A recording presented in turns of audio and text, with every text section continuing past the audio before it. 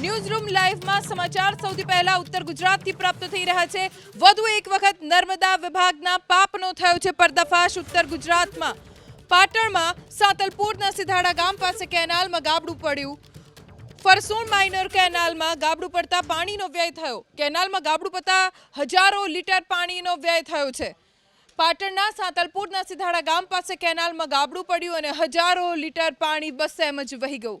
ફરસોણ minor કેનાલમાં ગાબડું પડતા પાણીનો વેડફાટ થયો છે। આ મામલે નર્મદા વિભાગના અધિકારીઓને પણ જાણકારી આપી દેવામાં આવી છે। હજી સુધી સમારકામની કોઈ કામગીરી શરૂ થઈ છે કે નહીં તેની કોઈ જાણકારી પ્રાપ્ત નથી થઈ। ફરસોણ માઇનર કેનાલમાં ગાબડું પડતા પાણીનો વ્યય થયો। કેનાલમાં ગાબડું પડતા હજારો લીટર પાણીનો વ્યય થયો છે। પાટણના સાતલપુરના સિધાડા ગામ પાસે કેનાલમાં ગાબડું પડ્યું અને હજારો લીટર પાણી બસ એમ જ વહી ગયું। ફરસોણ માઇનર કેનાલમાં ગાબડું પડતા પાણીનો વેડફાટ થયો છે।